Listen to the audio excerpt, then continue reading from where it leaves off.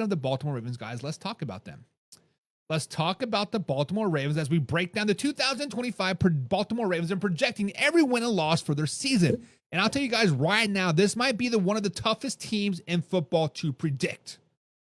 Yes. Because 2 months ago, guys, I had them penciling as a 13-win team.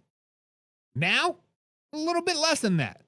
Not because of who they are, but because of what other teams are becoming, a.k.a. the Pittsburgh Steelers. I think the Steelers steal one late, and that could be the difference between the first-round bye and a road wild card matchup.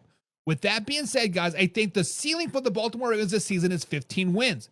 They play a lot of winnable games, and most of their big AFC matchups are on the road, so if Lamar Jackson shows up in those environments, and if this defense keeps under 20, the sky is the limit for the Baltimore Ravens. But the floor could be a 10-win team, could be a 9-win team. If Lamar Jackson does not dominate the NFC teams like he has been, like he's used to, and if they fall short in key road matchups, this could be a long, frustrating season for Baltimore Ravens fans. So, guys, let's dive into it week by week for the Baltimore Ravens, because week 1 through 4, guys, I classify this as fighting their identity. Who are they going to be in 2025? Are they going to be the Derrick Henry and Lamar Jackson show, or are they going to be the Lamar Jackson and D-Hop show? And week 1, there's a power struggle. Who is going to take center fold? Is it going to be the receiving game, the passing game, or is it going to be the rushing game? And when they travel to Buffalo, it is a tough way to start the season because Josh Allen and the Buffalo Bills make a statement. The Buffalo Bills, guys, are here to prove many, many points this season, and opening up with the Buffalo Bills, if you're a Baltimore Ravens fan, is not fun because it is a tough loss. A tough loss at Buffalo come week 1. But then week 2, they're at home, taking on a not-so-good Cleveland Browns team. This is a bounce-back week against the Cleveland team, still searching for their identity, and I think they go back to what the well is, and that's run the ball, and they do beat the Cleveland Browns. Week number 3, they play the Detroit Lions at home. Guys, Lamar Jackson is like 41-1 versus NFC teams. He just does not lose to NFC teams. And the prediction listed, let's go ahead and call this one a close home win. I think they beat the Detroit Lions at home. But then week 4, they travel to Arrowhead Stadium. They travel to Arrowhead Stadium to take on the Kansas City Chiefs. Arrowhead, prime time, Patrick Mahomes. Early in the season, the Ravens fall short, giving them a loss. So, guys, through the first 4 weeks, I had the Ravens sitting at a 2-2 record. An up and down start, but there's nothing to panic about. They have losses to arguably 2 of the best teams in the NFL, and they have beaten arguably one of the best teams in the NFL as well. Wins over the division rivals as well, and NFC contenders keep their season balanced, right? But then week 5 through 10, this is when the heater starts. This is when they start to get hot. This is when everybody's like, oh shit, here they go. Because week number 5, Houston Texans coming to town. It seems like we have seen this battle more than not.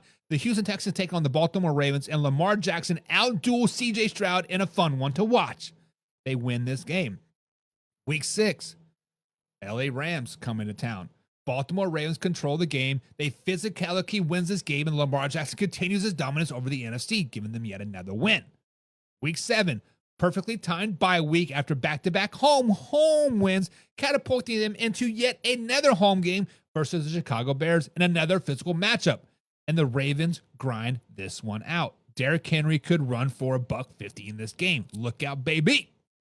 And then week number 9, the dominance continues. They travel down to Florida into Miami to take on the Dolphins. A huge win on the road, and a statement has been made because they just might put 70 or 80 points on the Miami Dolphins. It is going to be ugly. It's going to be ugly early and ugly often. And that momentum carries into week 10 when they travel to Minnesota to take on the Vikings. And Lamar Jackson shows out yet again, and the Ravens continue to roll. So through the first 10 weeks of the NFL season, guys, the Baltimore Ravens are 7-2. That's 5 straight wins out of the bye week. Lamar Jackson is back in the MVP talks, and the defense is clamping down, and the Baltimore Ravens are looking like the best team in the AFC, but the road stretch just isn't quite over yet. They continue to win because week number 11, they do travel to Cleveland. Same story as week 2. The Baltimore Ravens roll the Cleveland Browns yet again. Then week 12, New York Football Jets. The defense eats. Baltimore Ravens are hungry and they are well fed after this game.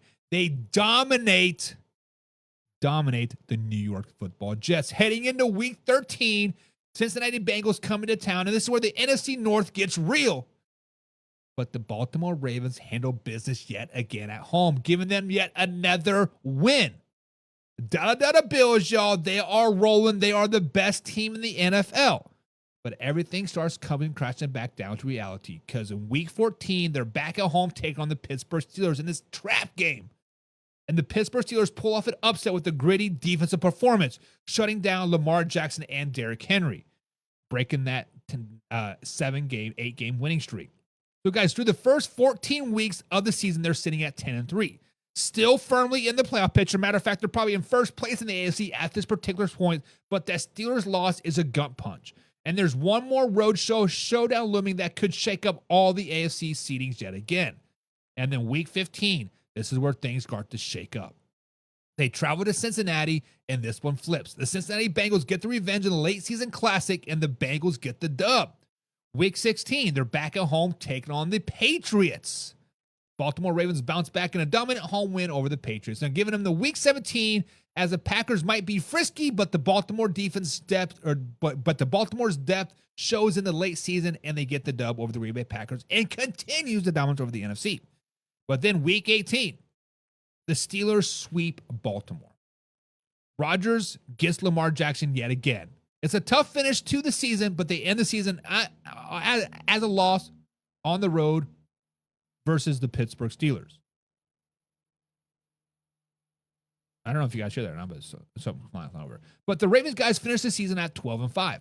It's a playoff team. This is a dangerous playoff team, and if they can just win one of those road games, they'll be hosting in January, not traveling.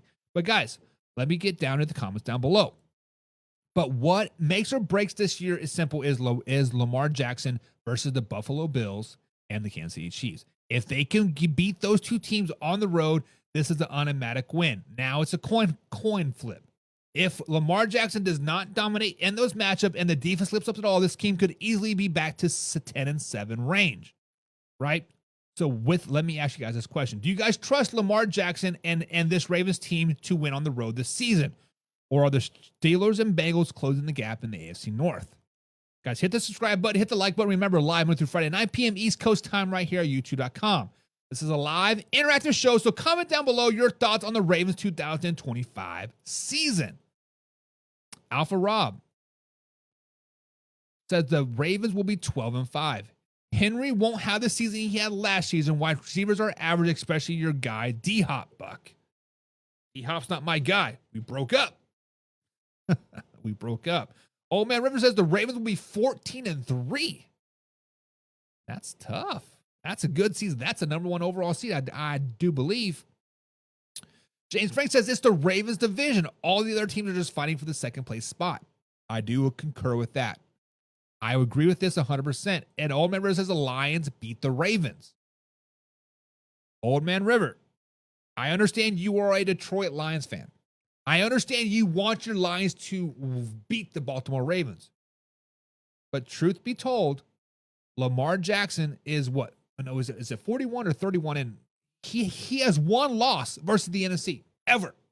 One loss. He just does not lose to the NFC teams. If Lamar Jackson was, or if the Baltimore Ravens were an NFC team, they would be consistently in the Super Bowl year after year after year. It is what it is. I see Laura's in the chat. Pigskin pun. Get you some. Laura's a pigskin pun. What's up, Laura? You're doing well. Hope you're doing well. And James says, no way in hell do the Steelers sweep the Ravens. Didn't they sweep them last year? It's so, honestly, James, it seems like everybody in the AFC North always seems to split. I've never seen a sweep. Like, it's very, very rare that somebody sweeps in the AFC North. But I think this year we see something different. This year, I think I have faith in the Steelers. Come in, room 3022. Says Steelers sweep Baltimore. The one guy who doesn't underestimate Pittsburgh. Common I've been on the Pittsburgh Steelers train for way too long. If you want to flashback to last season, I said Pittsburgh Steelers Super Bowl, baby. Now I started to back off that come playoff time. Like there'll probably be a one and done, whatever. But I have always had a soft spot in my heart for the Steelers, and I don't know why. I don't know why. Old member says I agree. Steelers do not sweep the Ravens. Y'all need to go to bed. It's happening, baby. It's happening. But Derrick is spitting facts, guys. Derrick is spitting facts. He says the Ravens stay healthy, the sky is the limit. That is the big key. Can Derrick Henry be 100% all season long? He took a beating last year. Let's just be honest. Lamar Jackson does have injury history. D-Hop is not D-Hop that we used to know down in Houston and Arizona, right? It is what it is. James says, just like you broke with the Cowboys, huh? I did break up with the Cowboys. Do you see the poster anywhere? No, nothing but Chief stuff now. Assholes. James says, I hope the Lions beat every AFC North team except, of course, my Browns. That would help your Browns a lot, James. That would help your Browns a lot.